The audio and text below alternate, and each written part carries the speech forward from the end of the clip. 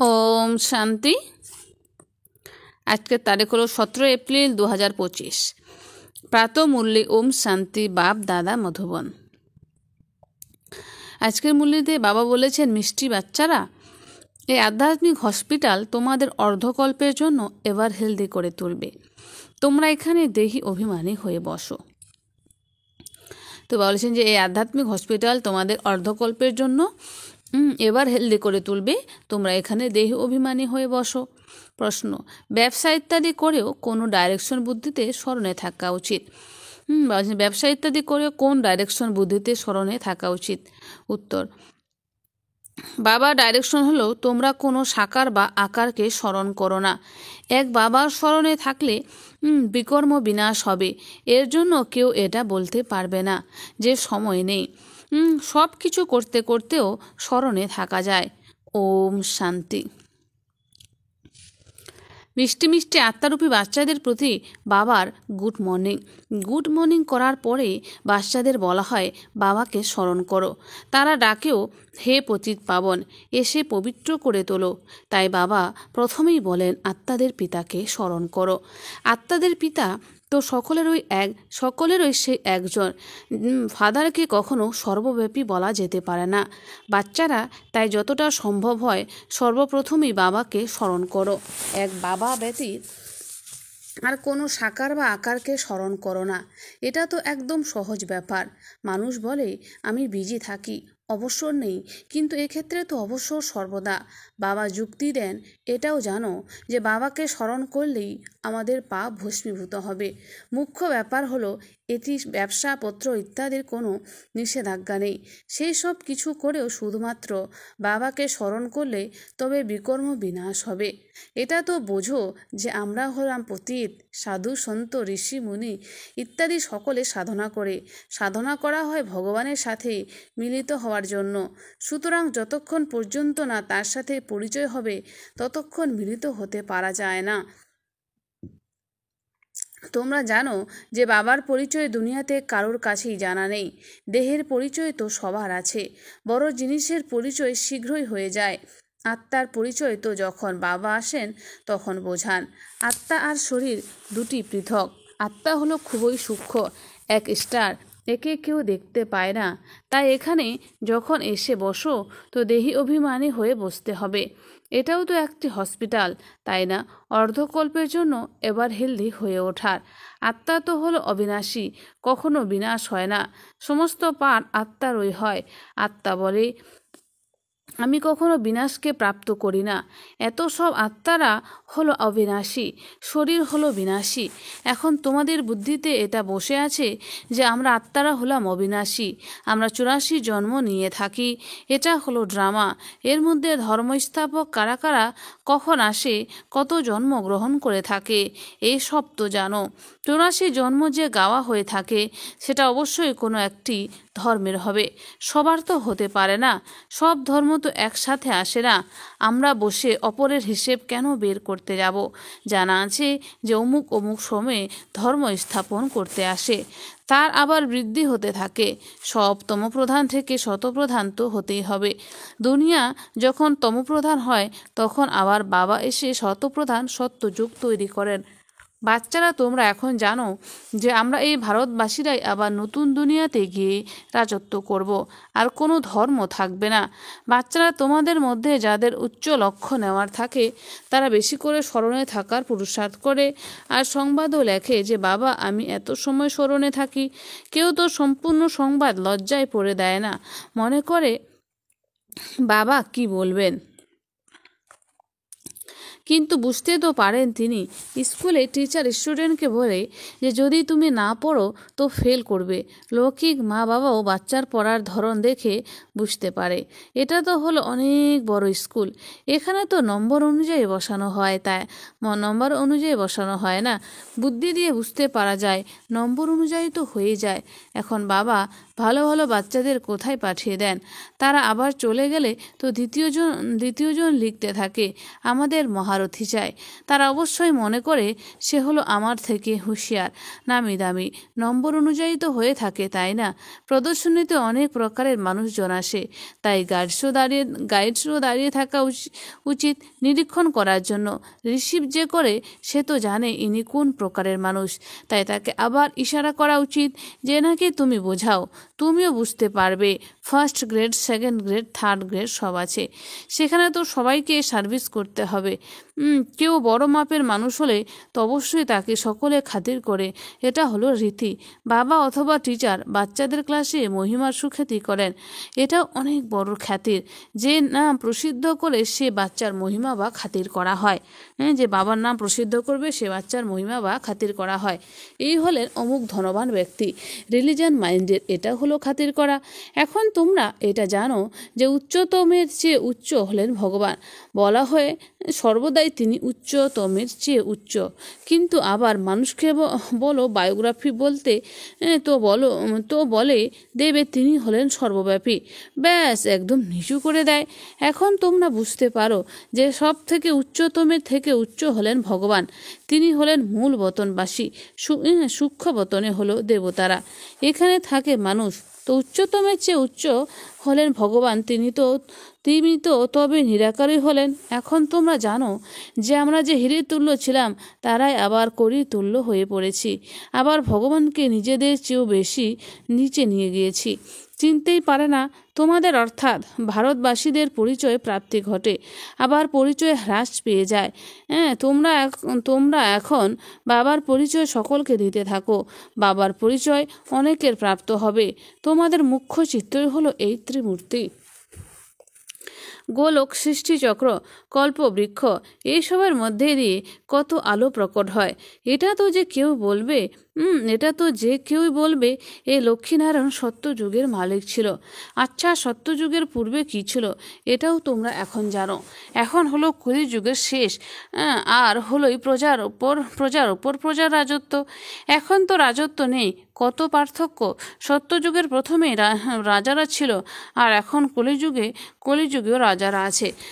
যদিও কেউ পবিত্র নেই, কিন্তু কেউ টাকা পয়সা দিয়েও টাইটেল নিয়ে নেয়। মহারাজা তো কেউ নেই, টাইটেল পদবি কিনে নেয়। যেমন পাটিয়ালার মহারাজা, যোধপুর বিকানির মহারাজা, নাম তো নেয় যে না, এ নাম অবিনাশীভাবে চলে আসছে। প্রথমে পবিত্র মহারাজারা ছিল, এখন হলো অপবিত্র মহারাজা। রাজা মহারাজা শব্দ চলে এসেছে। এই লক্ষ্মীনারায়ণের জন্য বলবে এরা সত্যযুগের মালিক ছিল। কে রাজ্য নিল এখন তোমরা জানো, রাজত্বের স্থাপনা কিভাবে হয়। বাবা বলেন আমি তোমাদের পড়াই 21 জন্মের জন্য। তারা তো পড়াশোনা করে এই জন্মে ব্যারিস্টার ইত্যাদি হয়। তোমরা এখন পড়াশোনা করে ভবিষ্যতে মহারাজা মহারানী হও। ড্রামা প্লেন অনুসারে নতুন দুনিয়ার স্থাপনা হচ্ছে। এখন হলো পুরনো দুনিয়া। যদিও কত ভালো ভালো বড় মহল আছে, কিন্তু হিরে জহরতের মহল তৈরি করার ক্ষমতা কারোরই নেই। সত্যযুগে এইসব হিরে জহরতের মহল তৈরি হয়, তাই না? তৈরি করতে আর কি দেরি হয়? এখানে আর্থকোয়েক, ভূমিকম্প ইত্যাদি হলে তো অনেক কারিগর নিযুক্ত করে দেয়। 1-2 বছরে সমস্ত শহর দাঁড় করিয়ে দেবে। নয়তো দিল্লি তৈরি করতে প্রায় আর 10 বছর লেগেছে। কিন্তু এখানকার লেবার আর ওখানে লেবার শ্রমিকদের মধ্যে অনেক পার্থক্য আছে, তাই না? আজকাল তো নতুন নতুন ইনভেনশন বের হচ্ছে। বাড়ি তৈরির সায়েন্সের জোর আছে, সব কিছু তৈরি পাওয়া যায়। কত তাড়াতাড়ি প্লট তৈরি হয়ে যায়, খুব তাড়াতাড়ি করে তৈরি হয় বলে এইসব তো সেখানে কাজে আসে না। এই সমস্ত সঙ্গে যায় এই সমস্ত সঙ্গে যায়, সংস্কার তো থেকে যায়। এই সায়েন্সের সংস্কারও যাবে। বাবা তাই এখন বাচ্চাদের বোঝাতে থাকেন, পবিত্র হতে চাও তো বাবাকে স্মরণ করো। বাবাও গুড মর্নিং করে আবার শিক্ষা প্রদান করেন। বাচ্চারা বাবার স্মরণে বসেছ কি? চলতে ফিরতে বাবাকে স্মরণ করো, কারণ জন্মান্তরের বোঝা মাথার উপরে। সিঁড়ি দিয়ে অবরোহণ করতে করতে 84 জন্ম গ্রহণ করে এখন আবার এক জন্মে আরোহণের চড়তি কলা হয়। বাবাকে যত স্মরণ করতে থাকবে তত খুশিও হবে, শক্তি প্রাপ্ত করবে। অনেক বাচ্চা আছে যাদের প্রথম দিকের নম্বরে রাখা হয়, কিন্তু স্মরণে একদমই থাকে না। যদিও প্রখর জ্ঞান থাকে, কিন্তু স্মরণের যাত্রা নেই। বাবা তো বাচ্চাদের মহিমা করেন। এটাও নম্বর ওয়ানে থাকলে অবশ্যই পরিশ্রমও করে থাকে। এটাও তো শিখতে হয়, তাই না? তবুও বলে বাবাকে স্মরণ করো। কাউকে বোঝানোর জন্য চিত্র আছে। ভগবান বলাই হয় নিরাকারকে। তিনি এসে শরীর ধারণ করেন এক ভগবানের বাচ্চা। সকল আত্মারা হলাম ভাই ভাই। এখন এই শরীরে বিরাজমান সকলেই হলো অকাল মূর্তি, মৃত্যুহীন। ভ্রুকুটির মধ্যস্থলে আত্মা বিরাজমান হয়। একে বলা হয় অকাল তক্ত। অকাল তক্ত অকাল মূর্তের অর্থাৎ অবিনাশী আত্মার অবিনাশী মহাসন। আত্মারা সব হলো অকাল। কত সূক্ষ্ম! বাবা তো হলেন নিরাকার। তিনি নিজের আসন কোথা থেকে এনেছেন? বাবা বলেন, আমারও আসন এটা, আমি এসে এই আসনকে লোন নিই। ব্রহ্মা সাধারণ বৃদ্ধ শরীরে অকাল তক্তেও এসে বসি। এখন তোমরা জেনে গেছো সকল আত্মার আসন হলো এটা। মানুষেরই কথা বলা হচ্ছে, জানোয়ারের কথা নয়। প্রথমে যেসব মানুষ জানোয়ারের থেকেও খারাপ হয়ে গেছে তারা তো সংশোধিত হবে। কোনো জানোয়ারের কথা জিজ্ঞাসা করলে বলো, প্রথমে তো নিজেকে সংশোধন করো। সত্যযুগে তো জানোয়ারও বড়ই ফার্স্ট ক্লাস হবে। আবর্জনা ইত্যাদি কিছুই থাকবে না। কিংয়ের মহলে পায়রা ইত্যাদির আবর্জনা থাকলে শাস্তি দেবে। সামান্যতম আবর্জনা হবে না। সেখানে খুবই সাবধানতা থাকে, পাহারায় থাকে, কখনো কোনো জানোয়ার ইত্যাদি ভিতরে যেন না ঢোকে। খুবই পরিচ্ছন্নতা থাকে। লক্ষ্মীনারায়ণ মন্দিরে কত পরিচ্ছন্নতা থাকে। শঙ্কর পার্বতীর মন্দিরে পায়রা দেখানো হয়, তো অবশ্যই মন্দিরকে অপরিচ্ছন্ন করে। শাস্ত্রে তো অনেক কথার কথা লিখে দেয়। এখন বাবা বাচ্চাদের বোঝান, ওর মধ্যে থেকে খুব কমই ধারণা করতে পারে। ওর মধ্যে থেকেও খুব কমই ধারণা করতে পারে, বাকি তো কিছু বোঝে না। বাবা বাচ্চাদের কত ভালোবেসে বোঝান, বাচ্চারা খুবই মধুর হও, মুখ থেকে সর্বদা রত্ন নির্গত করতে থাকো।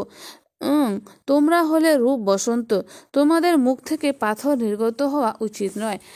আত্মারই মহিমা হয়ে থাকে। আত্মা বলে, আমি হলাম প্রেসিডেন্ট, আমি অমুক, আমার শরীরের নাম হলো এই। আচ্ছা, আত্মারা কার সন্তান? এক পরমাত্মার, তাই অবশ্যই ওনার থেকে উত্তরাধিকার প্রাপ্ত হয়। তিনি আবার সর্বব্যাপী কিভাবে হতে পারেন?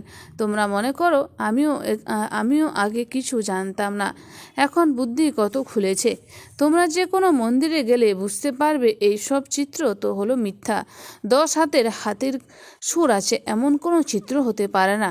এই সব হলো ভক্তি মার্গের সামগ্রী। বাস্তবে ভক্তি হওয়া উচিত শিব বাবার, যিনি সকলের সদ্গতি দাতা।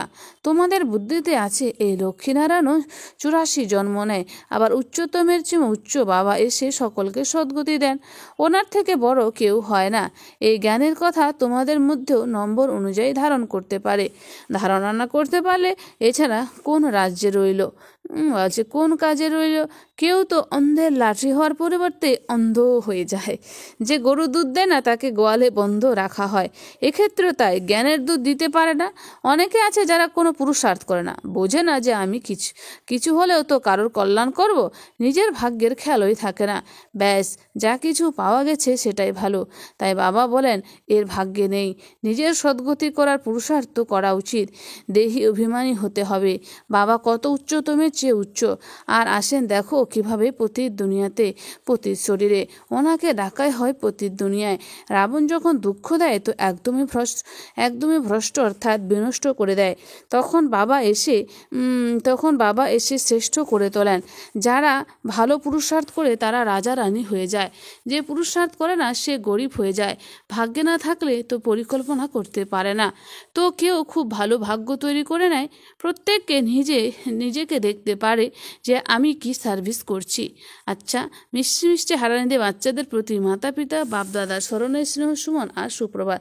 আত্মাদের পিতা তার আত্মারূপী বাচ্চাদেরকে জানাচ্ছে নমস্কার। আমরা সমস্ত আত্মারূপী বাচ্চারা জানাই মাতা পিতা বাপদাদাকে স্নেহ সুমন আর নমস্কার। ধারণার জন্য মুখ্য সার 1 নাম্বার, রূপ বসন্ত হয়ে মুখে সর্বদা রত্ন উচ্চারণ করতে হবে। রূপ বসন্ত হয়ে মুখে সর্বদা রত্ন উচ্চারণ করতে হবে। খুবই মধুর হতে হবে।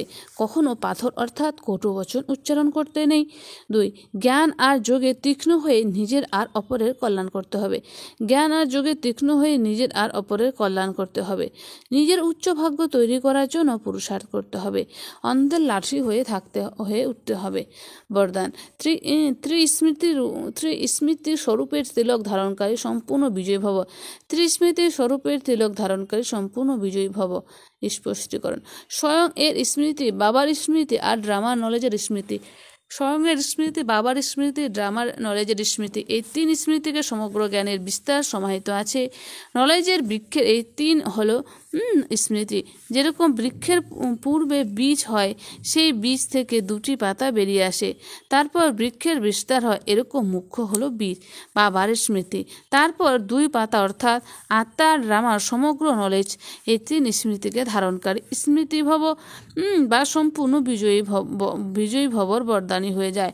স্লোগান: প্রাপ্তিগুলিকে সদা সামনে রাখো, তাহলে দুর্বলতাগুলি সহজে সমাপ্ত হয়ে যাবে। প্রাপ্তিগুলিকে সদা সামনে রাখো, তাহলে দুর্বলতাগুলি সহজেই সমাপ্ত হয়ে যাবে। আচ্ছা, ওম শান্তি। ধন্যবাদ বাবা আজকের এই সুন্দর মিষ্টি মূল্যের জন্য।